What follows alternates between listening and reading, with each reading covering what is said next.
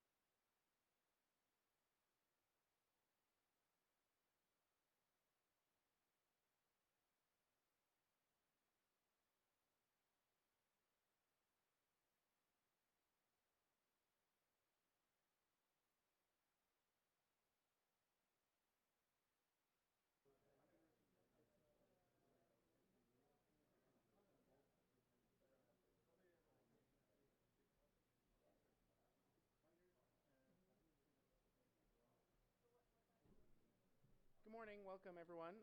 We're going to get started with the presentation. Thanks for joining us at the Center on Global Energy Policy here in our Midtown location. I'm Jason Bordoff. I'm on the faculty at the School of International and Public Affairs. I direct the Center on Global Energy Policy, and we're delighted to have Neil Atkinson with us this morning.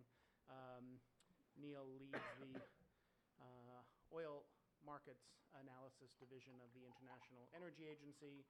I won't read Neil's entire bio, but he has been studying oil markets for about 4 decades, 2 decades or so at PDVSA, a company very much in the news these days, given what the outlook for Venezuela and the changing, rapidly deteriorating condition there means for oil markets, not to mention the humanitarian tragedy in that country. And then has held numerous other positions in the last 20 years or so, most recently as the head of analysis at Lloyd's List Intelligence before moving to the International Energy Agency in 2016. As those of you who pay attention to energy markets know, the IEA puts out a monthly oil market report. Neil oversees the team that produces that. They also every year do a medium-term report looking at the next 5 years. That came out recently, and that is what Neil is going to present today, although I'm sure some shorter-term and nearer-term issues will come up in his presentation or in the discussion afterwards. This is a timely moment to have him here, given how quickly oil markets are changing. We've all seen the run-up in prices recently, impacts on supply from Venezuela, now new risks from Iran, questions about how much shale can grow and what the bottleneck infrastructure issues might be there, not to mention questions on the demand side, not just in the near term, but in the medium to longer term, about the possibility that we could hit peak oil demand sooner than some people think, that new technologies, policies might cause the outlook for demand in the future to look very different than it has in the past, and a host of other issues that I'm sure Neil will talk about. So very timely moment to discuss what's happening in the oil market. Delighted to have Neil with us today. He's going to present the medium-term report for 35 minutes or so, give or take, and then I'll join him up here. We'll have a little bit of a conversation and then open it up to questions from the audience. For those watching online, as well as people in the room, if you're shy, you can also ask questions, as always, on Twitter through our hashtag CGEP events and our Twitter handle at ColumbiaU Energy. So with that, please join me in welcoming Neil Atkinson to Columbia University.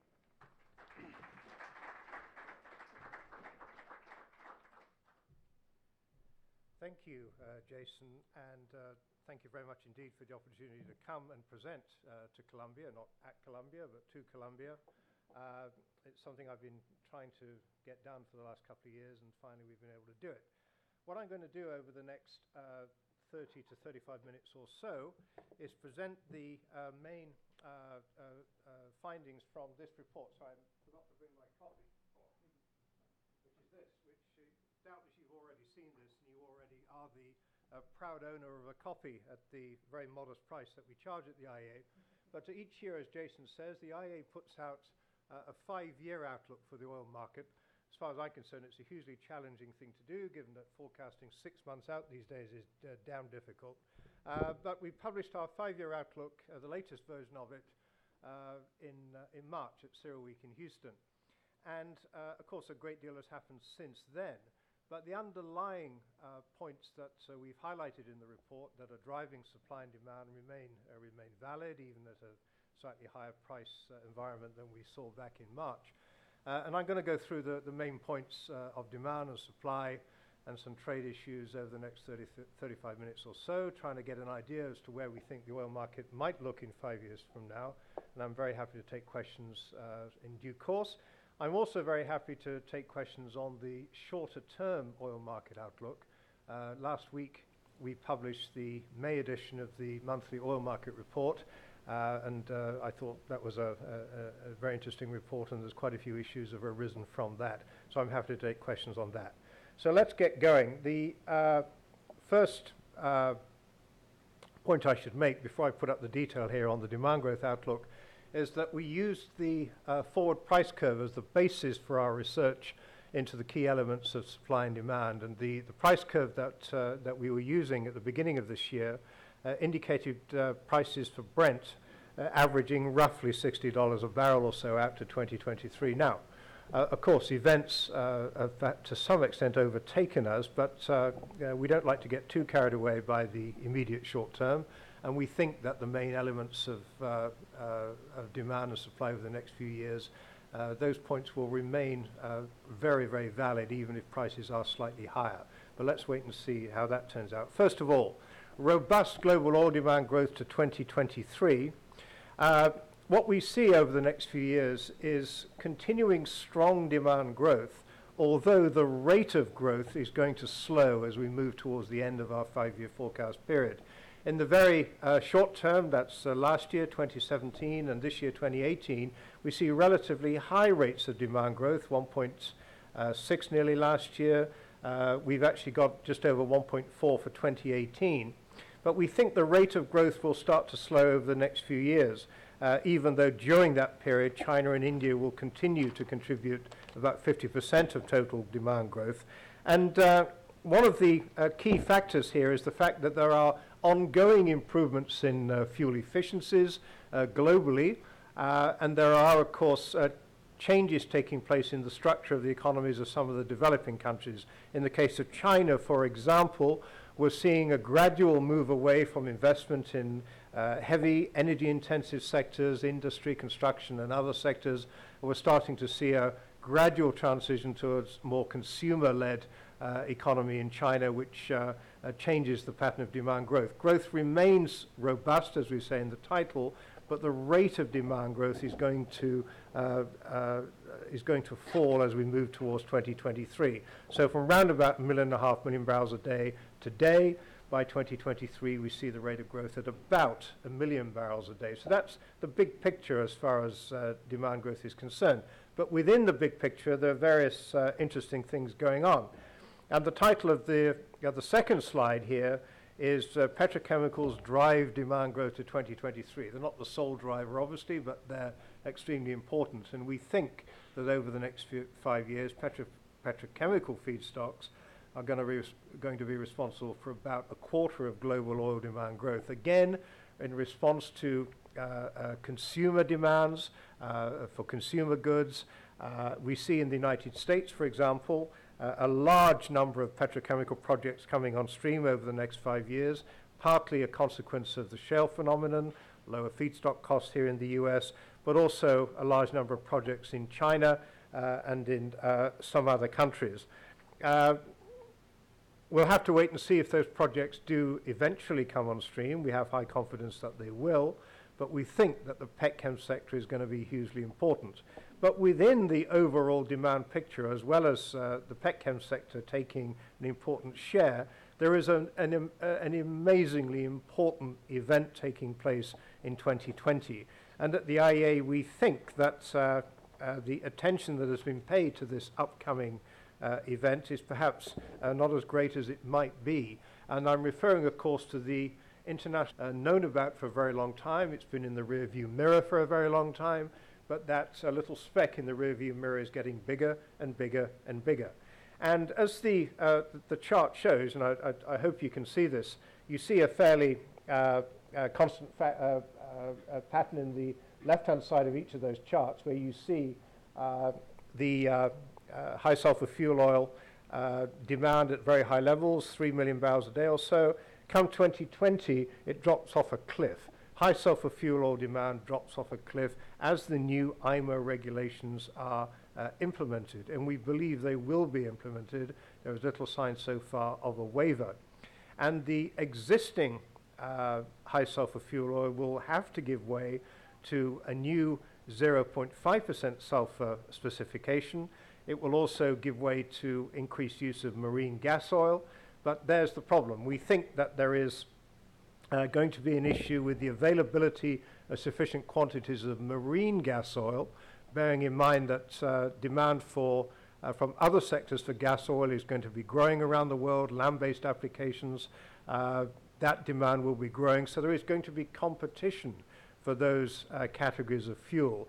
And there is the possibility, it's very, very hard at this stage to be too precise here, There is a very, very strong possibility, however, that there could be a significant spike in prices in 2020 as the marine sector scrambles for supplies of marine gas oil to implement the changes that are going to take place.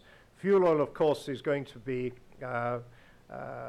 looking for new markets as it's driven out of the, or to a large extent driven out of the marine sector, and a lot of fuel oil will find its way into power generation around the world, but there is still going to be a big crisis, of course, for fuel oil. We think that in the first instance, something like 30% of high sulfur bunker fuel is likely to switch to marine gas oil, and that won't require a great deal of additional investment. However, we think that the lack of gas oil availability in sufficient quantity is going to constrain marine gas oil demand in 2020. But even so, marine gas oil by itself in 2020, the demand is going to double essentially in 1 year if the regulations are indeed implemented. 30% or so of the high sulfur fuel oil demand, which is currently averaging about 2.5%, that will be replaced by something like 30% of it will be replaced by the new 0.5% sulfur fuel, which we think is going to be comprised of existing low sulfur fuels and blended with other components as they are available. And availabilities will, of course, vary in different parts of the world.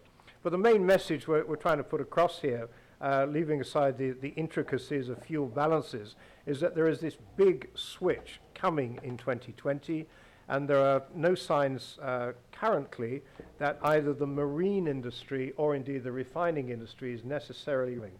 So the IMO regulations is a big deal within the global oil demand picture over the next few years.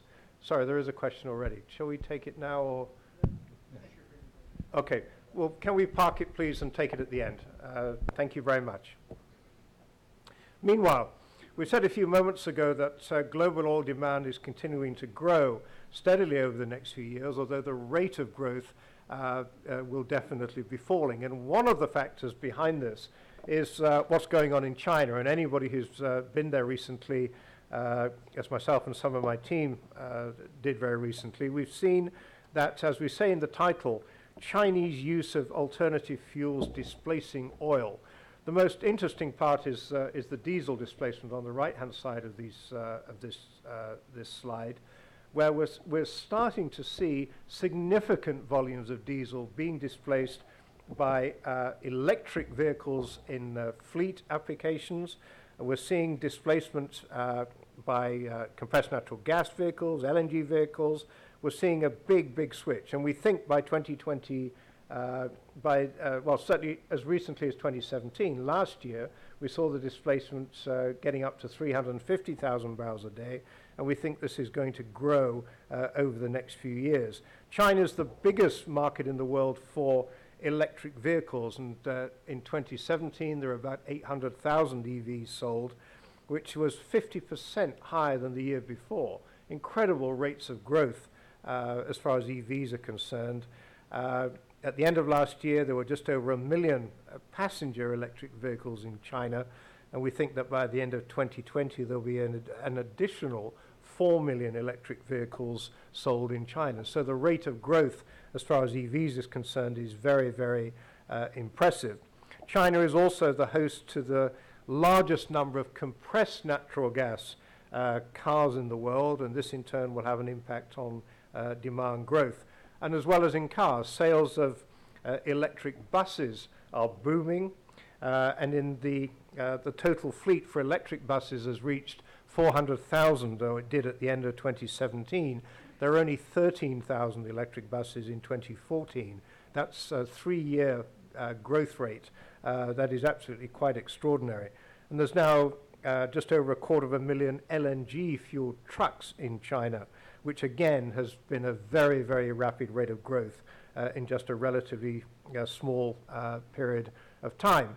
So the fact that great things are going on in China and to some extent in some other developing countries, as well as what is going on in the so-called developed world, there are early signs of the displacement of traditional liquid fuels in transport. Still relatively small in the great scheme of things, but the rate of growth is beginning to be quite impressive. And in the case of China, we did quite a bit of work on this to try and quantify it. So that's quite important. Now we're going to switch very, very abruptly and brutally because in a document, a book as big as this, there's an awful lot of information, and we're trying to get as many of the highlights across. And switching immediately to supply, one of the issues that the IEA has been highlighting very prominently in recent years, our executive director and other senior officials at the IEA, is the fact that investment, we believe, has been too low in recent years, and there are as yet insufficient signs that investment is picking up. And we did a little bit of work on decline rates. And although decline rates generally are improving around the world, as far as mature fields are concerned, they're losing about 3 million barrels a day, even though the decline rates are improving. So to all intents and purposes, the oil industry, as it says in the title, needs to replace roughly the equivalent of the North Sea each year. It needs to invest enough to replace one North Sea each year in terms of the output loss from aging conventional fields. And that's a major challenge. And we then, by putting together some statistics for what we think is going on in global upstream spending, as you can see, in 2015 and 2016, upstream spending fell very dramatically in both those years in line with falling oil prices. We saw roughly 25% falls in each of those 2 years. As far as we're able to tell what went on in 2017, outside of the US this is, we saw very, very little signs of uptick in global upstream spending. And as far as we're able to see what's going on in 2018 so far, we're also seeing a relatively small uptick. And we think that could have very important implications for the future tightness of the market, and we'll be coming to that a little bit later on. So lots of investment here in the US, but globally, the investment picture is not looking terribly exciting. Having said that, as it says at the top of this title, booming non-OPEC supply in early years of forecast, what we're seeing around the world is that led by the United States, but also, of course, as a result of the coming on stream of investments in other countries, we do see a significant increase in non-OPEC supply in the next few years. And that increase by itself from those non-OPEC countries is enough to cover demand growth out to 2020. But beyond that, the picture is less clear. And I'll come to a chart in a moment which shows the expected growth in a few years to come in a bit more detail. But on this chart, what you can see is that the United States very, very clearly dominates the increases in global oil supply capacity out to 2023. We see other notable contributions from Brazil and Canada. There's a little bit of a renaissance going on in Norway at the moment, big increases over the next few years in Norway. But it's a relatively small number of countries that will see any increases in conventional crude production over the next few years. The United States, when you add in unconventionals, the shale production, the United States is very clearly leading the way. Within the group of darker countries on the left-hand side here, we've got Iraq and Iran. Now, taking Iraq first, we have expectations that Iraq will be able to continue to invest in its sector and grow its industry over the next 5 years or so. There's always an element of doubt because of political uncertainty, but we maintain a reasonably optimistic picture for Iran. Now, when we published the report back in March, we included expectations of capacity growth in Iran. Now, obviously, that assumption is now heavily in doubt. We don't know exactly what will happen over the next few years, but it is very, very unlikely that Iran will be able to attract the foreign investment that it had expected, and indeed that we had anticipated when we put these numbers together. So to some extent, we should probably nix Iran from this chart. But then you move over to the right-hand side, and you see a collection of countries, great and small. where we expect to see production capacity falling over the next few years, starting with Colombia, moving down through Indonesia, China, Mexico, where although there are ambitious plans to reform the oil sector, bring in private investment, that will not have a significant impact in the next 5 years or so. And depending on the political situation in Mexico, it might not happen at all, based on the public statements, at least, of the opposition candidate. We'll have to wait and see what happens there. Moving slightly across to the penultimate little red decline bar on the chart, we see Angola, which some years ago was expected to be a very, very powerful growing source of oil supply. That hasn't quite happened, and we see Angola falling. And on the right-hand side, a number which is to some extent out of date already, because it's a very fast-moving situation, is an expected decline in production capacity in Venezuela. And we may come to that perhaps in Q&A. But Venezuela is expected to decline significantly over the next few years. As I said a moment ago, the supply growth that we are seeing over the period to 2023 is very heavily front-loaded, and it's dominated by the US, whether that be conventional crude, shale oil, NGLs, all liquids in the US will be a hugely dominant factor. And as the chart on the left-hand side shows in particular, as far as 2018 is concerned, we see significant growth in non-OPEC capacity this year, very nearly 1.8 million barrels a day. We see continued growth in 2019 based on what we know, leaving aside US for the moment, based on what we know of projects which are slated to come on stream in Brazil and Canada, Norway, and one or two other places. But as we move into 2020 and beyond, based on what we can currently see, projects that have been announced, projects that are in development, there is a sharp fall-off in supply from those countries. And these numbers that we're currently showing still include an expectation of growth from countries such as Iran. So we see lots of supply in the very short term, but the supply growth, once we move past 2019, becomes rather more problematic. Just very quickly on the US, we divided this chart into two phases. In the first part, which you can currently see, you've got the up and away growth in US production. Actually started slightly earlier than 2010, but the point is still well made. And we saw the onwards and upwards drive all the way through to 2015. We saw the fall back in 2016 as crude oil prices fell.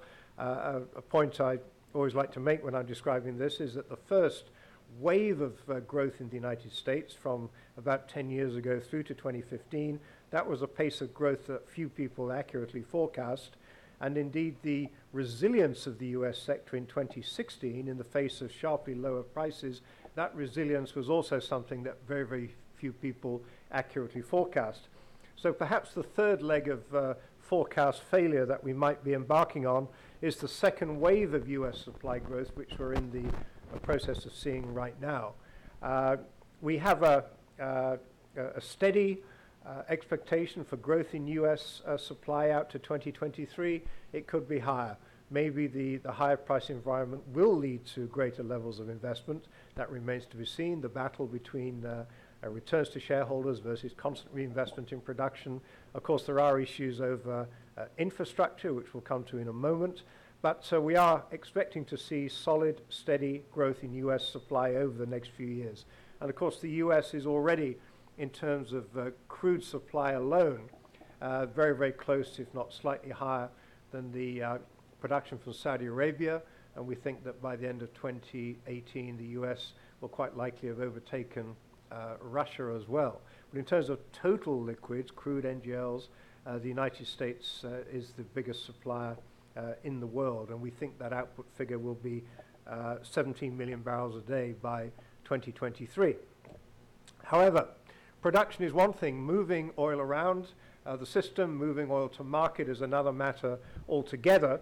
And as you'll probably be familiar, some of the price differentials in the United States have blown out to very, very high levels indeed as a consequence of bottlenecks in the infrastructure. In the report, we identified somewhere between 50 and 60 different projects, great and small, which are expected to be developed over the next year or so to ease some of the bottlenecks in the system. As you will probably know, because of access to pipelines, there are significant volumes of US oil being moved around by train, by rail, and even to some extent by truck. But we think that based on the projects that we've been able to identify, and on the assumption when we put this chart together last month, or more accurately in March, based on the assumptions at that time, we think that the bottlenecks will ease. Now, that's one thing. That's the bottlenecks in terms of moving oil around, using the example in the chart of Texas. By 2023, US crude export capacity is also expected to grow rapidly, again, based on what we've been able to identify in terms of announced projects.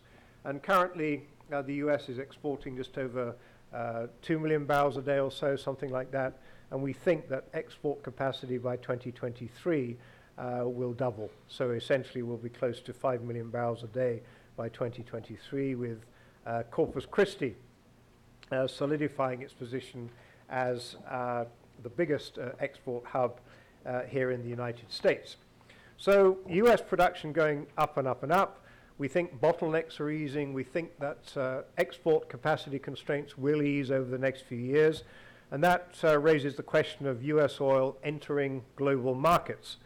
In the first wave of production growth in the United States before 2015, we saw that because, of course, the crude export ban was still in place at that time, we saw the big growth in the US production absorbed by domestic refineries, or it moved into storage. And that growth between, say, 2010 and 2015 was about 4 million barrels a day, almost all of which was absorbed by the domestic markets. And of course, by absorbing more domestic oil here in the United States, supplies from other countries, particularly the lighter African grades from Nigeria and Angola, they were pushed out of the market. And of course, refiners adapted their units to be able to process growing volumes of US light tight oil. The second wave of US light tight oil production growth is going to add what we think about another 3.6 million barrels a day or so by 2023. And we think that US refiners have a relatively limited scope to process more US shale oil.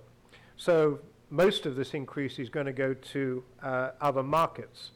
Now, where are these other markets? Well, as far as the European refiners are concerned, they're going to be looking for more low sulfur, low residue yield feedstocks, partly in response to the IMO marine fuel regulations that are being induced in 2020.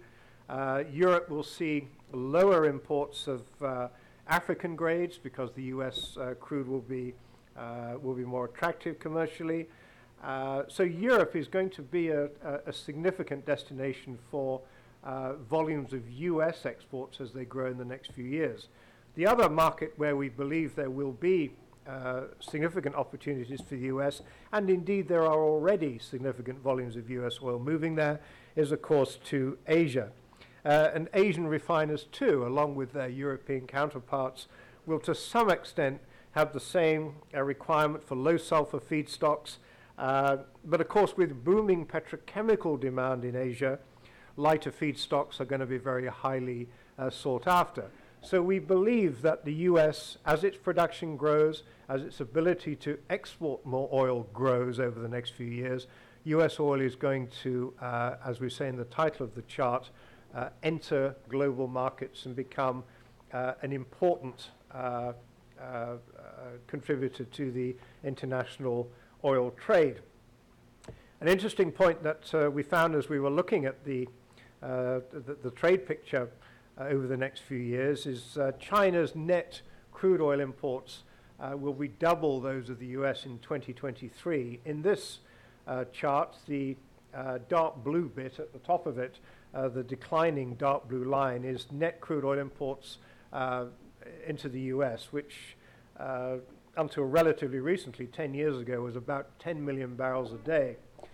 By 2017, it had fallen to about 7 million barrels a day. And at the same time as the US net import requirement was falling dramatically, that of China was rising very dramatically. And some point in late 2016, early 2017, China's net crude oil imports overtook those of the United States. Now, as we move it forward, we see net crude imports for the US continuing to fall because domestic production is rising very steadily. China goes onwards and upwards, so that we see that by, let's leave India off for the moment, so that we see by 2023 the roles will have reversed, and China will be importing 10 million barrels a day. The US will be importing on a net basis 5 million barrels a day by 2023. But we don't want to ignore our friends in India, where there is also significant growth taking place, and we think that by 2023 India will overtake the United States in terms of being in the global league table of net crude oil importers. And as a result of the work that we've done, our forecast shows that after 2020 there will be no net crude exporting country in Asia. And the Middle Eastern exporters, who are obviously traditionally suppliers of very large volumes to Asia, we think they will only be able to supply about 1 million barrels a day more exports to the Asian markets. So the 3.6 million barrels a day of incremental import requirements into Asia is going to be met from elsewhere. 1 million of it will come from the Middle East, partly because we're not seeing large increases in production capacity in the Middle East.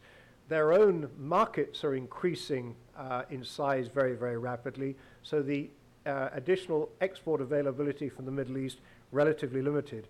So it's got to come from somewhere else. It will come from the Atlantic Basin, and that will include, of course, the United States. It will include availability from Brazil and other suppliers from around the Atlantic Basin, the African producers, Nigeria and Angola to some extent. So we think that the diversity of supply into Asia is going to change quite dramatically in the next few years. And that, of course, raises, to some extent, security of supply issues, because we will be seeing longer voyage times into Asia. And there are potential impacts around choke points, such as the Malacca Strait. So that's an issue which is something we pointed out in the report. Now, mindful of the time, I'm going to cut to the chase, if you like. And the title of this chart, Spare Capacity Cushion Shrinks to Lowest Levels Since 2007. We think this is extremely important. Now, on the basis of global oil demand growing by about 7 million barrels a day to 2023, and on the basis that global capacity grows by 6.4 million barrels a day to 2020, and that 6.4 figure for production capacity growth currently includes an allowance for Iran, and currently includes a figure for Venezuela, which might be too optimistic. We are going to see a shrinking of the global spare capacity cushion by 2023 to what we think is the lowest level for about since 2007 or so. And that has implications for the tightness of the market. That has implications in terms of the vulnerability of the market to shocks. And it raises the specter, if nothing were to change, and of course things will change, but if nothing were to change, it raises the specter of the market being vulnerable to destabilizing price spikes. So if you like, this is the culmination of the warning that the IEA has been making over the last few years about the lack of recovery in investment in production. We don't yet see it happening. We see strong demand growth, so we see a potential tightening of the market by 2023. I'm going to end at this point, just run through very quickly some of the key points that we've raised. We see robust world demand growth. No peak oil demand in our short-term forecast, I can assure you. So steady demand growth of about 1 million barrels a day or so on average, slightly more than that, sorry, 1.2 million barrels a day or so on average out to 2023. Petrochemicals are a big part of that. In the shorter term, in the first half or so of our 5-year outlook, we think there will be sufficient output growth from the non-OPEC countries to cover the expected demand increase. However, the growth in non-OPEC is very heavily concentrated, the US way out in front of anybody else, but Brazil, Canada, Norway also being extremely important. And a quick footnote here is that in the very short term, at least, in the most recent oil market report the IEA put out, the growth we've expected for Brazil for this year has not so far materialized to the extent we thought, although we think it may well still come through later in the year, but things, of course, do change. But US, Brazil, Canada, Norway, they dominate the growth. We think that the infrastructure investments that have been identified will be sufficient to relieve the bottlenecks in the United States and allow eventually more oil to be exported. And US crude, contrary to the impression given by many people that it's the wrong type of oil, is indeed going to find new markets globally. Refiners will be looking for lighter, low sulfur crude for petrochemicals and also in response to the impact of the IMO specifications. So the US crude is going to find new markets. But again, the investment message that the IEA puts out, extremely important. We need to see signs in the relatively near future that upstream investment is on the rise to meet future demand and also, of course, to offset declines from mature oil fields that we see each year. And finally, because the IEA was founded originally as an oil security of supply organization back in the 1970s, spare capacity cushion shrinks on the expectation of rising demand and supply growth not matching it. The spare capacity cushion shrinks, and that raises some concerns about security of supply. I'm going to end at that point. I think I've managed to come in roughly on 35 minutes. Very happy to take questions. Easy questions are obviously more welcome than difficult ones.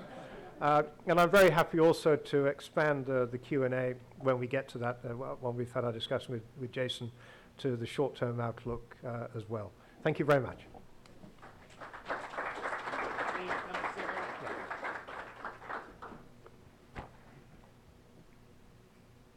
And by the way, the slide pack, I always wait. I like to watch people tortuously taking notes and taking photographs and then say at the end, you can have the slide pack for free. So anybody that wants to have it can let us know. Thanks, Neil. That was really comprehensive and a lot to talk about. So I'll just kick it off with a couple of questions and then we can open it up. There's a lot of things in what you presented that I want to talk about, but just to start with like your high-level look at the medium to longer term, I was sort of struck. I feel like the narrative about oil's future, on the one hand, you hear a lot of discussion about the potential for electrification and for disruptions in transport and maybe other parts of the barrel to happen more quickly. You talked about that. You talked about what you see happening in China with a command economy, their ability to make decisions partly on pollution and climate, partly on industrial policy to dominate rapidly, potentially emerging industries, electric vehicles, what they're doing with buses, all of that. So when I heard you talk about that, that's sort of the kind of narrative you hear people talk about when the view is that the end of the oil era might be coming sooner than people think. You also then talked about the need for trillions of dollars of new investment, and the idea that peak oil demand is pretty far out relative to what other people think. And what was interesting to me was I feel like I hear those two things in different camps often. You don't often hear them in the same talk. And so help us understand how those things, and you may well be right, they can both be true. I just feel like in the popular discussion about this issue, you don't hear it put that way often. So what's your view of the pace of transition but also what the outlook is for the oil markets and the need for investment? Well, my colleagues at the IEA who published the World Energy Outlook each year. They forecast the global energy market out to, I think it's 2040 is their current forecast horizon, and they have various scenarios. And the most green scenario, if you like to put it that way, is the Sustainable Development scenario. And I think I'm correct in saying, I may not get the figure exactly right, but the order of magnitude is okay. I think that even under the most optimistic green agenda, where the Paris Accord, future measures, technology improvements, you name it, move to renewables, even if that all takes place, even by 2040, we'll still be using, I think it's about 80 million barrels a day of oil. Because over the next decades, the continuing growth in the so-called developing countries as rates of vehicle ownership continue to increase, a lot of that will, yes, move towards EVs, there's no doubt about that, and it will be led, very strongly led in countries like China by policy. But the sheer volume of growth that we're expecting to see in China and India and elsewhere is still powerful enough that the demand for conventional liquid-fueled transport will be very important. I think we're currently at a situation now where there's something like 1 million EVs around the world, out of a total population of passenger vehicles of about 1 billion, I think it is, something like that. And over the next 20 years or so, we're looking at a growth in EVs from 1 million, looking at something like a doubling of the number of vehicles, but the share in terms of the total vehicle population will still be relatively small, unless there is a big increase. So lots of oil demand growth still to come. And in other sectors, petrochemicals, we talk about the consumer economy, the continuing need for people to buy stuff. And stuff tends to involve plastics. All forms of consumer goods, plastics used in so many different applications. And that demand is going to continue to rise. And the substitutability of oil and gas, for that matter, in the petrochemical sector, that is not clear. And there are other sectors such as aviation, which is an area that we don't perhaps give as much attention to as we should. The growth in aviation demand over the next few years and then going way beyond that, that is an enormous sector which is not going to see widespread substitution. Trucking, we mentioned electric trucking in China, which is still relatively small but growing. But trucking, as we move the stuff that we want to buy, which is derived from petrochemicals, we move that around. That is still going to be moving around in vehicles using conventional fuels. So there's lots of drivers still behind demand growth. Now, people argue whether policies will be implemented which will help to slow down that rate of growth, but certainly in a 5-year outlook is concerned, which is the basis of this work, there is little sign of that. On a 10-year outlook, it gets more interesting, but we still believe in a 10-year outlook that the oil demand growth will be continuing. And then once you get to 20 years, then things start to get interesting in terms of you might see a peak. But once you see a peak, you're not going to see it collapsing. It's not going to fall off a cliff. The growth, the demand for oil is going to continue to be high for a long period of time to come. Is that there is already a growing amount of attention being paid to the amount of plastics pollution, plastics in the ocean, that sort of thing? Is the potential for that to become a much bigger issue with policymakers around the world? Would that meaningfully change your view of the driver of petchem demand growth? It might, but some of the issues that the initiatives we're familiar with in France, where I live, and in the UK, where I come from, and I'm less familiar here with the United States, but issues over plastic shopping bags, the issues over plastic straws in drinks, things like that. That's not insignificant, but the overwhelming demand for petrochemical-derived plastics in clothing, building materials, and so many other sectors, that is still going to be very, very important indeed. And yes, there may well be some impact from consumer-led measures over plastic bags and so on, yes, but it's hard to quantify that at the moment. There's still so much more happening on the bigger picture. You kind of glossed over Venezuela somewhat quickly. You made a comment in your talk. We can come back to that in Q&A, so this is that moment. And as I said in my introduction, it's a company you know well for nearly 2 decades with PDVSA. Very important factor now in the oil market, as well as the humanitarian tragedy happening there. What's your view of what happens next? Well, as an IEA official, and that is the capacity on which I'm sitting on this platform, I'm not going to attempt to suggest what may happen politically in Venezuela, although as you may imagine I have very strong views on this. What does appear to be happening, and indeed we've written about this in the IEA oil market report, is that production is collapsing before our very eyes. That's patently obvious to everybody. And what we wrote in the last report was that based on what we're able to see and what we've heard, is that it would not be a surprise if by the end of 2018 production were not several 100,000 barrels a day lower than it is now. And production today is hovering about 1.5 million barrels a day, give or take. Nobody knows exactly, because the normal operations of Petroleos de Venezuela, the operations of Petroleos de Venezuela are not normal. They're not operating as a normal company. They're not able to collate reliable data. But we do know that production is falling sharply, and it would not be a surprise if it fell very, very sharply again later this year, because the humanitarian, to use your word, situation in Venezuela is now becoming very stark. Workers are leaving the job because they're not getting paid. You need big pay rises to cope with 16,000% inflation. And people are having to spend large amounts of their time not on their job, but queuing for food, trying to source medicines. So daily life is not normal, therefore the operations of the industry are not normal. And it's not just production. Everybody focuses on production collapsing in Venezuela, which it's doing.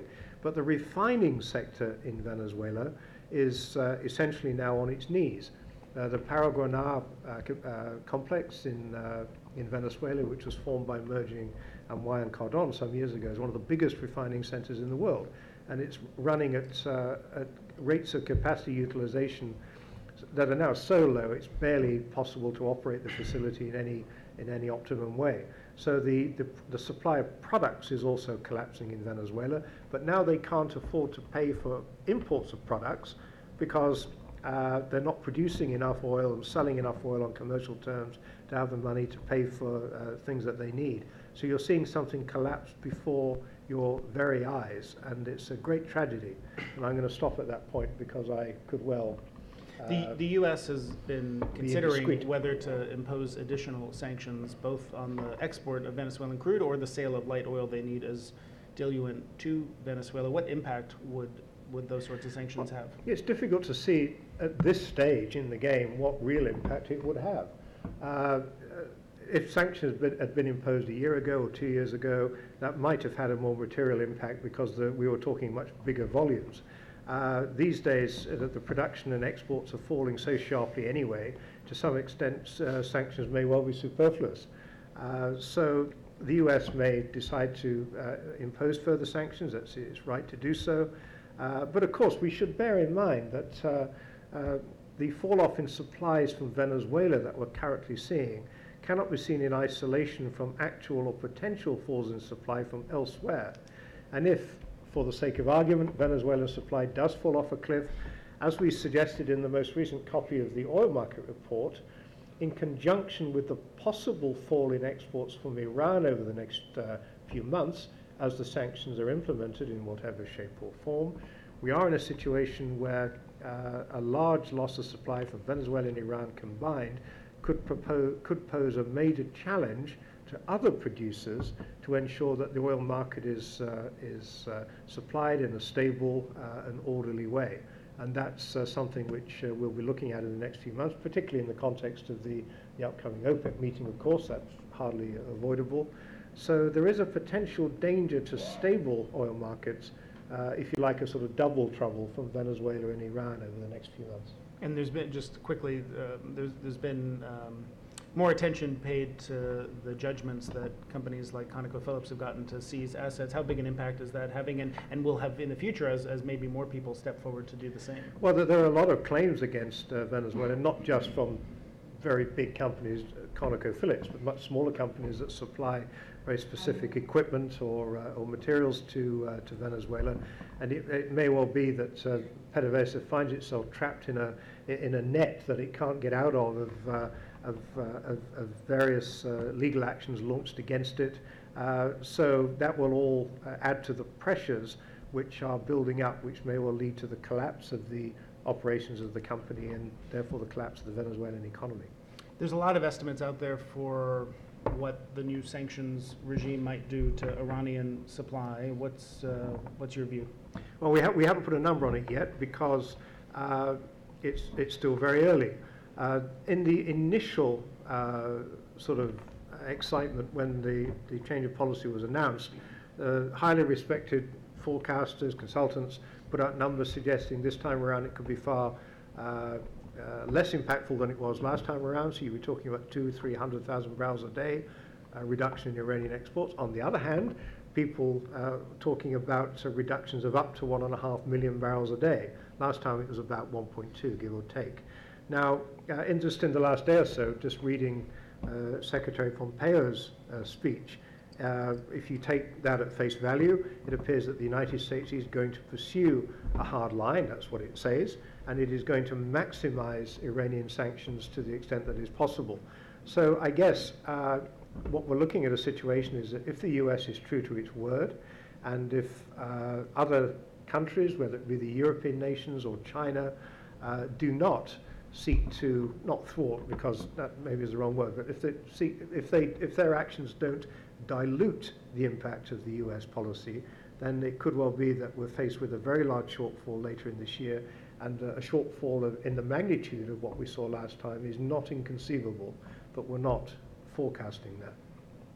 And I think many people noticed, I certainly did, that the day the Trump administration announced that it was canceling the Iran deal, the Saudi oil ministry put out a statement that it was committed to market stability and to the health of the global economy. Did you read that as sort of a shift in tone from it's important to bring down global balances to the 5-year average and keep prices high enough to incentivize future investment? And what do you think that means for what we'll see at the June OPEC meeting and beyond for OPEC supply? Well, the Saudis went on the record and made what I think most people thought was a very conciliatory statement, because they recognized from past experience that if oil prices do rise very sharply, the potential damage to the global economy is quite high. And of course, if you want to look at it on a slightly more medium-term viewpoint, if a higher oil price, new normal, so to speak, really does set in, then that will, of course, give added incentive to the forces behind the energy transition. So it may well be that higher prices could lead to lower demand growth for oil, which could well be part of a permanent shift away from oil generated by prices rising too high too soon. So I think the Saudis and other producers recognize the dangers of high prices. The IEA recognizes the dangers. We're a consumer-led organization. That's how the IEA was started.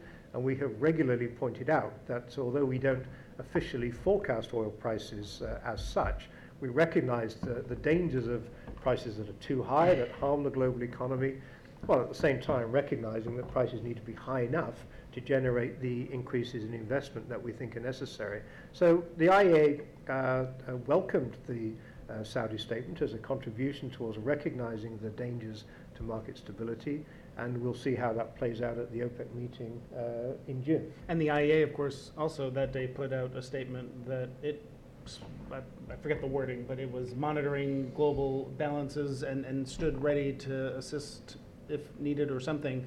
I mean, that is the role of the IEA, to bring countries together to coordinate strategic stocks. I served in government when people did that in response to 1.5 million loss of supply after Libya. We see Venezuelan production falling, potentially Iranian production falling now. What's the view from the IEA about the state of disruptions and what that might mean for emergency supplies? Oh, well, what we said in that press statement and also in the final paragraph of the May oil market report was that, if you like, a sort of a statement, a reminder of the IEA's role, that if there were to be severe disruption which led to instability, the IEA is one of the bodies that has a role in recommending to governments, because the IEA doesn't physically hold stocks. As such, we don't have we can't just open taps.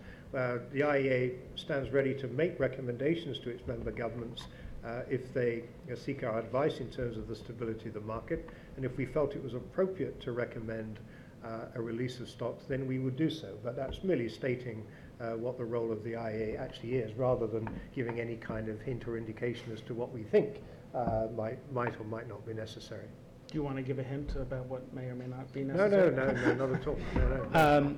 We didn't really talk in your presentation too much about Russia. What do you see as Russia's ability to boost production if it wanted to, which obviously has been committed to an agreement with OPEC that has been stronger than many thought, but if that were to change? Well, the future for Russia is sort of partly wrapped up in the future of sanctions. And we haven't made any judgment in the report about any easing or tightening of sanctions. We just don't know. What we have said that over the next 5 years or so, the possibility of Russia's production capacity to grow is there, but it's not a huge increase. It may be 200,000 or 300,000 barrels a day. It's already up at 11.3 million. So we're not talking about potentially rapid rate of growth. I mean, your point about Russia being a member of the Vienna Agreement is a good one, and of course Russia has complied with its promise to cut production at a rate of roughly 85%, something like that. It's been a fairly solid contributor to the deal. Russia, of course, agreed to cut its production after having seen its production rise very rapidly in the few months leading up to the agreement. So in fact, Russia's average production in 2017, even for the year as a whole, even taking into account its output cut, was actually higher than it was in 2016 before the deal was made. And of course oil prices have increased very sharply, so Russia has, just based on the numbers, I mean the numbers are out there, this is no secret, Russia has been actually a big winner from the Vienna Agreement. And you a lot of focus on supply on shale. Your chart was pretty staggering, showing how much of the growth in supply you expect to come from the U.S. There's been a lot of reduction in costs and improvements in efficiency on the offshore too. What's your outlook for offshore supply? Yeah, well, offshore is going to grow pretty steadily as well, based on the, as you say, the cost cuts that have been achieved. So the outlook there is pretty good. But so far there isn't, because of the different nature of obviously of the projects, there is less visibility as far as the offshore is concerned after the next 2 to 3 years or so. But on the assumption that higher prices are here to stay for perhaps longer than we thought, a slightly higher price level, it's quite likely there will be more investment, and we think there's quite a solid future for the US offshore. But it's a solid growth rather than spectacular. On the demand side, when you're trying to look at where technology might go, I mean, it's very uncertain. So I wanted you to talk a little bit about how do you try to anticipate, or does the IEA try to anticipate potential disruptive sort of changes, the way shale was on the supply side. And when you see these announcements coming out of cities around the world, ban the internal combustion engine in 2030, 2040, there sometimes is a gap between policy ambition and rhetoric and actual policies, but how do you incorporate those sorts of goals into the forecast? Well, in my work, fortunately, we don't, because the short-term oil market work is a year and a half. This is 5 years. So countries such as the UK or France, where they say there will be no conventional vehicles sold after 2030, 2040, whatever it turns out to be, that has no impact on our work. But my colleagues who do the World Energy Outlook work obviously are looking at that kind of thing all the time. But certainly as far as the short term is concerned, over the next 5 years or so, global liquid fuel demand, gasoline, diesel, We think globally it's only going to be lower by about 300,000 barrels a day than it might otherwise have been because of EV penetration just in the next few years. Sorry, slightly more than that, but we're still talking about, later this year in 2018, global oil demand is going to hit 100 million barrels a day, which is meaningful only in that it's got a zero on the end and it's like anniversaries. It's noteworthy. And it will be growing at about 1.2 million barrels a year for the next 5 years beyond that. So we're still looking at a big number, and the short-term impact of those measures, the short-term impact is relatively limited. And how do you, in the nearer term, to your point, what you do look at, how much do you see these kind of price swings affecting demand? How elastic is demand? Yeah, the demand growth issue is hugely interesting, and it's one of the areas of debate amongst the analysis community, where you get some quite divergent views. Forecasting demand is, of course, hugely difficult because oil demand is everywhere and it's in so many different applications, and the factors at play in the various countries are enormous in terms of their variety. But in the middle of last year, June 2017, Brent crude was about $45 a barrel. Today it's $80 a barrel. Now, demand growth has to be impacted to some extent by such a huge increase in crude prices passed through into product prices to end users. And we believe that many developing countries, which have been for many years now the huge engines of growth as far as oil demand is concerned, you probably recall that when oil prices fell very sharply in 2014, 2015, many of these developing countries took the opportunity to reduce or eliminate subsidies. Many of them were spending very significant proportions of their GDP on fuel subsidies. Now, as prices start to rise and have gone back up through $50, $60, $70, $80 a barrel, consumers in many of these developing countries are no longer protected to the extent that they were from rising prices. Now, we're not saying that demand is going to fall. We need to be at high levels. We think it will impact on growth. In the last edition of the oil market report, our headline number was about 53,000 barrels a day, something like that. So we're not talking about we don't want to exaggerate this and talk about a big impact. We think there is an impact, there will be an impact, and we're expecting to see, as numbers come through in the second half of the year, that there will be some impact on growth. In the United States, for example, gasoline prices are highly visible in the market. They're highly controversial. They're politically very sensitive. I haven't followed the latest figures for the national average pump price for gasoline in the US, but it must have hit $3 by now. Maybe it's gone a little higher than that. I know it's higher in certain markets. That must have some impact in the United States with the driving season coming up. So we'll have to wait and see what impact we see here in the US. But in developing countries, we think there'll be an impact, and we'll have to wait and see what the numbers in the second half of the year show us.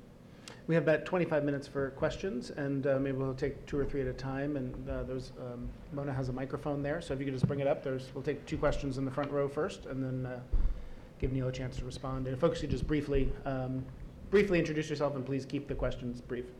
Gabriel Avgerinos, Energy Mentors International. Thank you for a great talk. You outlined how important U.S. shale is, and my question is, U.S. shale has the output of both light oil as well as natural gas. So can you speak to what extent have you taken into account the competition for export markets between light oil and gas, in both cases for petrochemicals, which is a big demand in Asia, both oil-based as well as gas-based? And finally, the issue relates to the outcome of Keystone Pipeline and blending the output from the Keystone Pipeline, which is heavy crude, in with the lighter U.S. fracked oils to be able to go to the U.S. refineries for processing. Thank you. We'll take one more and then. Good morning. My name is Juan Carlos Espinosa. I come from Mexico. I'm an environmental engineer, and I hope to start, well, I'm already accepted, but I hope to start a master's degree at Columbia next September. So my question is regarding some information I saw about my country, and it says, taking into account that 2013's Mexico's energy reform had basically the goal of modernizing and transforming the state-owned companies which are in charge of national oil and electricity production, and like in order to boost a more competitive economy and an open energy market, but at the same time catalyzing a clean energy source transition, but also considering that the country has made very ambitious commitments in terms of reducing net greenhouse gas emissions. Do you think that Mexico's recent decline in supply capacity is more due to the fact that the reforms have not been yet fully successfully implemented, and due to the uncertainty of the current political landscape, or could it be a sign of the country's transition to a sustainable energy economy? Gas oil competition and then our north and south neighbors. Yeah, I'm not, and Keystone, I think you mentioned Keystone as well, didn't you? That's what I meant by the north neighbor. As far as US, I hope I've understood the question properly, and your doubts tell me if I haven't. As far as US gas exports are concerned, you're talking about, in some ways or other, oil and gas competing with each other for markets. Well, yeah, I still see where you're coming from with that, but most of the US gas exports are LNG, which will be growing. I don't know the exact numbers, my gas colleagues cover that. But that will find markets in Europe and elsewhere, and that will mainly go into power generation. Some into, when it's liquefied, yes, in petchems, yes, that's certainly true. The balance between those two, I just don't know, but it's an extremely interesting question. Whether that competes directly with crude oil as such, I don't quite see that, because obviously the markets are, well, they're not separate or different, they are linked, of course. But we think that because of the ongoing increase in demand around the world, we mentioned that Asia, for example, will not be able to satisfy its increasing demand for oil for refining purely from the existing traditional sources, such as the Middle East. There is going to be demand for supplies from elsewhere. The US has got rising supplies of oil, so that oil will be in demand, and it will be in demand partly for petrochemical reasons and partly also related to IMO. And there will also be a place for US gas exports too. So I'm not entirely sure, in terms of an initial response, that there is actually any kind of clash. I think the growth in the markets is big enough, and given the potential constraints of supply from elsewhere, to allow space for the US to be a significant growing factor in both oil and gas. Mexico. In the forecast of 2023 that we published, by 2023, the best we can say for Mexico will be arrested, probably next year, 2020, because it's fallen very, very dramatically in the last year. Mexico agreed to cut its production under the Vienna Agreement by 100,000 barrels a day. Since it made that pledge, its production has actually fallen by just over 300,000, and that's in just over a year. So obviously there's a major production shortfall going on there. We think the decline will be arrested 2019, 2020, but by 2023 the production will be almost unchanged, so it'll be flat. But that's assuming the reform process goes ahead, because it doesn't really impact on production until after 2023. And of course there's now the doubt, which we don't express a view on this, it's not our job, and you would know more than I do, is that we'll have to wait and see the outcome of the election, and whether the reform process, such as we currently understand it, will in fact to not only arrest the decline in Mexican supply, but get it going up again. Because the resource base is there, there's no doubt about it. We've been talking about this for decades, about the resource base of Mexico, and how, of course, before shale came along, Mexico could, perhaps should have been a major source of supply to the US. That's, of course, changed slightly now. But you're not expressing a view on what the outcome of the election will be, but given the campaign platform, if Obrador were to win, it presumably would have some impact on Yeah, I your mean, projections. again, if you take statements by candidates at face value, then clearly the current reform program is not going to go ahead. And in the absence of an alternative, it's difficult to see anything other than the decline in Mexican production continuing. That's not a particularly controversial judgment. We'll just have to wait and see what happens after June. Yeah, several questions up here. There's two right over here. We'll maybe take all three together and then give you a chance to respond. Hi, Daniel Barcelo from a private E&P company. My question is about, since we've seen what shale's done in the last 5 to 10 years in the U.S., what are your views on that, what impact it could have in places like Argentina with Vaca Muerta or Russian Bajanov? Thank you. And then there was two more hands over there. Yeah. William Janis, Fordham Law School. What is the status of the Eastern Mediterranean pipeline development, where it is right now? Thank you. Not sure I know, actually, but okay. One more. We'll take Try one to more. think about it. Okay, and Matt Conlon with BCA Research. Couple quick questions on OPEC supply. First, how does the IEA, I guess, confirm what the OPEC nations tell us is their spare capacity? Is there any confirmation process there at all? And second, how durable do you think the peace in Libya is? Is that not another region that could fall apart pretty quickly without any warning? Shale outside the U.S., Eastern Med, spare capacity in Libya. Yeah, the expectation for shale growth outside of the United States is fairly limited, and I'm actually trying to find the specific number while I'm talking to you. I think globally, outside of the United States, the growth in what we call shale is going to be something like 350 to 400,000 barrels a day, something like that. Most of that, I think well over half of that, is expected to be in Argentina. You mentioned Vaca Muerta, I think. We think that the production by 2023 in Argentina is going to be in the region of 120,000 barrels a day, something like that. It's about 35,000 barrels a day now. There could be some developments in China. Is one other country where there is the possibility of a development. But globally, we're not seeing a really huge increase in what we call shale. That may change. Of course, even in Argentina, because obviously the economic situation there has taken an interesting turn recently. It'll be interesting to see if the investment climate remains conducive to what we already think might be going on with Vaca Muerta. We'll have to wait and see about that. As far as your question about the East Med is concerned, I can't answer that on the top of my head. I'm sorry. I'm very happy to give you my card and we can communicate directly, so I apologize for that. OPEC supply confirmation process. In fact, you mentioned capacity, spare capacity specifically, rather than the production itself. Well,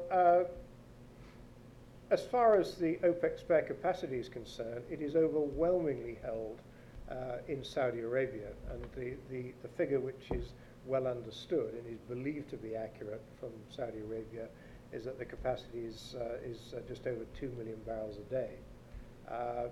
It depends on your definition, of course, in terms of how quickly spare capacity can be brought on stream and kept at sustained levels.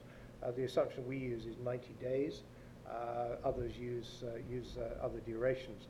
As well as Saudi Arabia, there's UAE, Kuwait, a little bit in Qatar and one or two other countries. In terms of independent verification, or official, confirmation process, well, I don't think we would necessarily call it a process as such. It's a question of what's observed in terms of the known capacity of projects which we've known about historically, what we currently see in terms of production and the assumptions that are made of that. Plus, of course, what we learn from them directly. But it is widely believed that the overwhelming share is in a relatively small number of countries, led by Saudi Arabia, and their capacity is just over 2 million barrels a day, give or take. And of course, it's not just a question of the actual total figure. There's obviously the availability of certain grades if it were to be called upon, but that's another story altogether. So I guess what I'm saying is that there is not a 100% certainty about the numbers. I don't think we could tell you that that is the case. Libya is very interesting because certainly what seems to have united the competing governments in Libya, one thing that they seem to agree on is that they need higher oil production because they need money. And if you look at the graph of Libyan production over the last year, 18 months or so, it's been steadily increasing, hovering around about 1 million barrels a day, give or take. And it would appear that the frequency and duration of supply interruptions for various reasons, that seems to be improving. The graph is consistently going up with little hiccups, but continues to rise, little hiccups. It's nothing like the picture you saw in 2011 through to 2016, something like that, where you get big increases and big decreases, very wild swings. I guess what we're saying is that Libya, based on the numbers that we've actually seen, would appear to be solidifying its production levels at close to 1 million barrels a day. But yes, we can't assume that will remain the case indefinitely. The situation could deteriorate. But certainly I think the risk assessment for Libya is that it is less of a risk than was thought to be the case a year or 18 months ago. And the same also applies to Nigeria, which we haven't mentioned, which saw a dramatic fall in production in 2015, 2016, to the extent that it was excluded from the Vienna Agreement. It was not believed possible that Nigeria's production could recover. But in fact, in Nigeria, production certainly has recovered to a certain extent, and that again would appear to be less of a source of instability than we might have thought a few months ago. Thanks. Other questions? We have time for maybe one more round of questions. Yeah, there's a question on the aisle. Thank you. My name is Addison Armstrong, and I want to ask about your forecast for fuel oil and the IMO in 2020, and to the extent that you have taken into account the high likelihood of a high degree of non-compliance by ship owners with that spec, and what that is, how is that being filtered into your forecast? Thank you. And there was a question behind. Hi, Michael Cohen from Barclays. Thanks for the briefing. 2 quick questions. One, what reasons do you give for why Saudi Arabia has been producing below its quota at about 9.899, given its quota is about 10.1? Second question, on Jody data and just non-OECD stock data in general, what improvements have you made in the last year in terms of tracking that? I'm interested in your view, and what shortfalls on Jody data do you continue to see? Thanks. And there was one more there. My name is Jorge Piedrahita from Macro Synergy, a London-based hedge fund. My question to you, and given your experience with PDVSA, is, clearly production will continue to drop, but if and when there is a change in policies or government or whatever the case may be, have you estimated, or are you able to estimate how much production can increase over time, even if it's just an educated guess, because that is a subject of, as you can imagine, a big discussion, whether it's the IMF, bondholders, and so on. Thank you very much. Gosh, there's 3 really easy ones, aren't they? Okay, IMO. Based on what we can see in terms of investment decisions made by ship owners in fitting scrubbers to ships, from what we're able to see, there is a relatively low level of investment that's being made in fitting scrubbers. And we've now reached a stage 18 months before the implementation of the regulations where it's impossible for scrubbers to be fitted to vast numbers of ships. You see different figures out there, but anywhere between sort of 70 to 90,000 ships are covered by these regulations. And the number of ships that have had scrubbers fitted, this is existing ships, not new ships coming into the fleet, and you may correct me, I think I've seen a figure of 6,000, something like that. It's low anyway, that's the point. They face the challenge. And when we were trying to put together our thoughts on this, we made an assumption, or basically three assumptions, that of the current high sulfur fuel oil demand, 30% of that will switch to marine gas oil, 30% of it. Another 30% of the high sulfur demand will switch to the new 0.5% sulfur fuel, and the remaining 40% of high sulfur bunker demand is going to remain. It's not actually 3.5%, the average is something in the region, I think 2.5%, something like that. Now the marine fuel suppliers are going to do everything they can to produce a fuel which is compliant with the regulations, whether it's the more marine gas oil or the new 0.5% sulfur bunker fuel.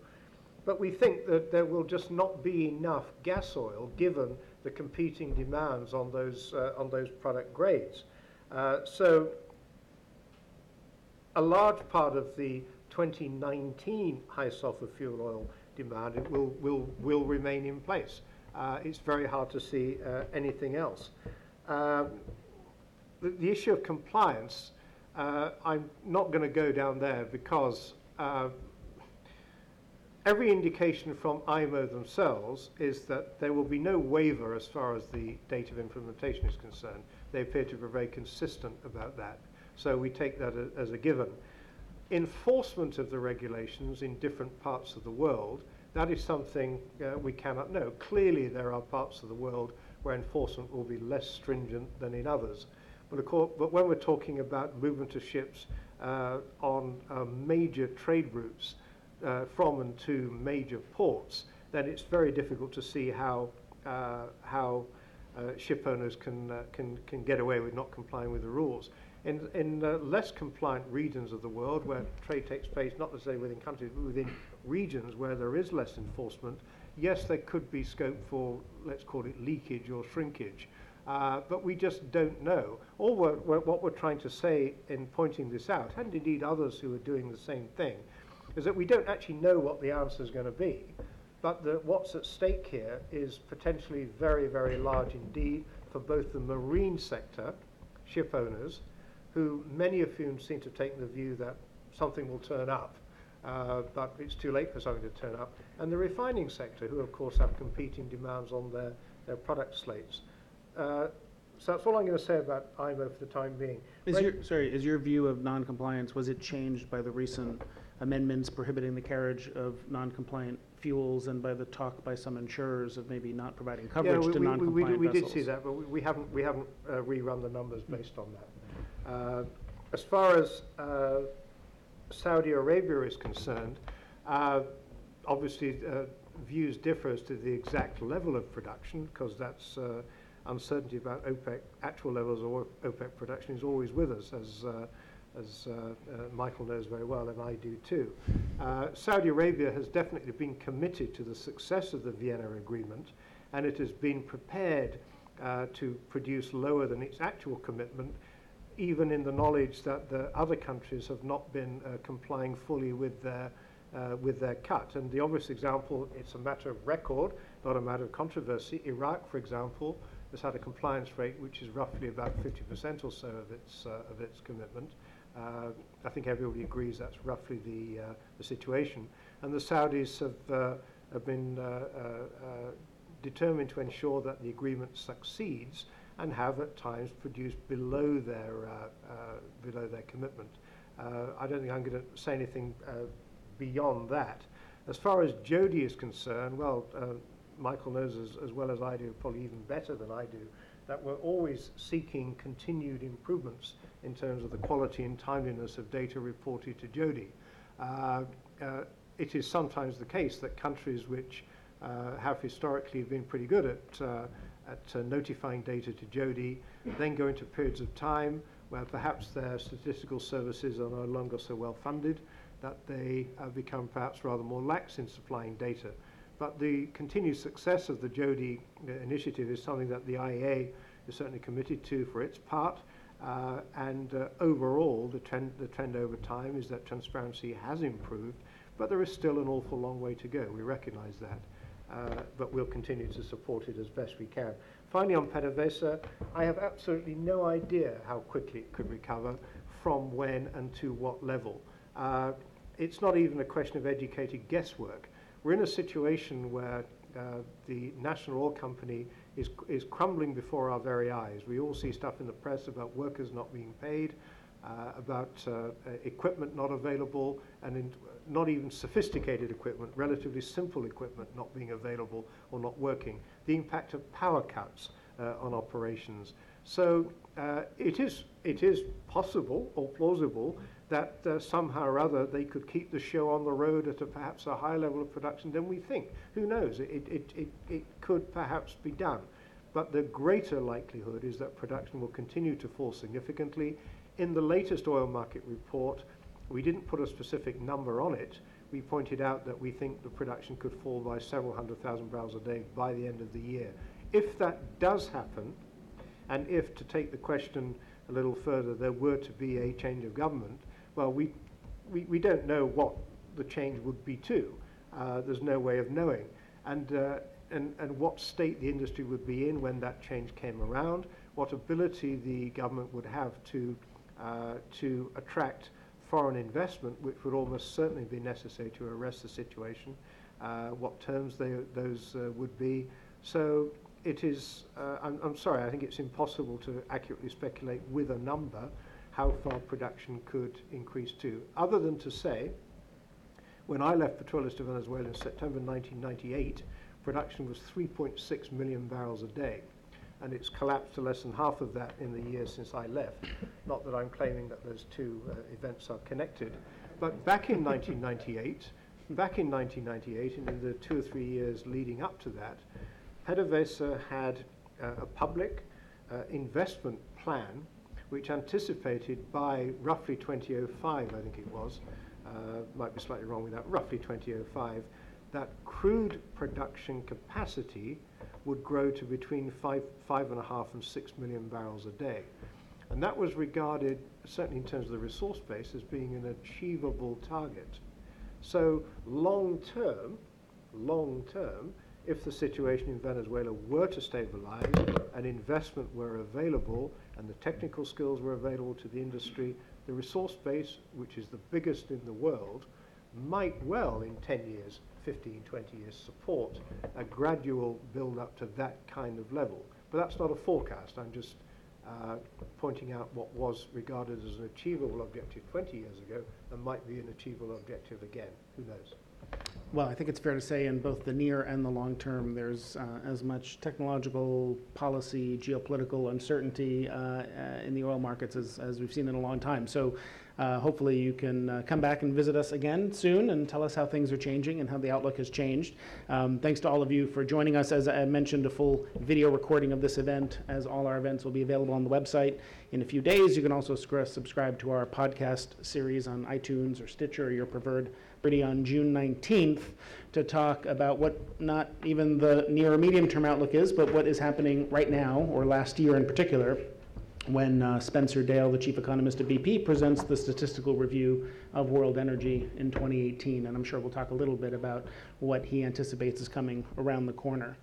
So we hope to see you for that soon, and please join me in thanking Neil Atkinson for joining us this morning.